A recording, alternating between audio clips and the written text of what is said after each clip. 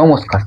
বাড়ির গুরুজন, বাড়ির বয়স্ক গুরুস্থানীয় ব্যক্তি, শিক্ষক মহাশয় হতে পারে, দীক্ষাগুরু হতে পারে। এই সমস্ত ব্যক্তি মানুষ যারা আছেন, যাদেরকে আমরা সম্মানের চোখে দেখি, যাদের সঙ্গে আমাদের একটা গভীর সম্পর্ক, ভালোবাসার সম্পর্ক, তাদের কিন্তু এই মার্চ মাসের 11 তারিখ অবধি কিন্তু সময়টা ভালো যাবে না। মার্চ মাসের 11 তারিখ পর্যন্ত বৃহস্পতি এখানে বক্রী হয়ে অবস্থান করছে, মিথুন রাশিতে বক্রী হয়ে অবস্থান করছে সকাল 9টা 5 মিনিট পর্যন্ত।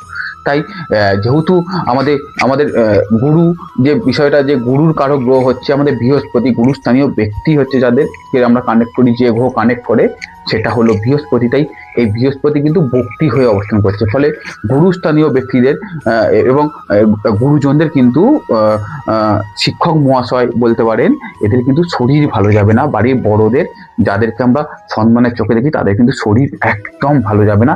সাবধানে থাকতে হবে, সতর্ক থাকতে হবে। এবং কর্কট লগ্নে জাতক জাতিকাদের জন্য কিন্তু সব থেকে খারাপ রেজাল্ট আসতে চলেছে, কারণ নবম ভাবের অধিপতি বৃহস্পতি দ্বাদশ ভাবে অবস্থান করে রয়েছে। বৃহস্পতি এখানে বক্রী হয়ে অবস্থান করছে। এই বক্রী বৃহস্পতি কিন্তু ভালো রেজাল্ট দেবে না। তাই তাই তাই সতর্ক থাকতে হবে। বড়দের হেলথ নিয়ে, গুরুজনদের হেলথ নিয়ে সতর্ক থাকতে হবে। সকলে ভালো থাকুন, সুস্থ থাকুন। নমস্কার।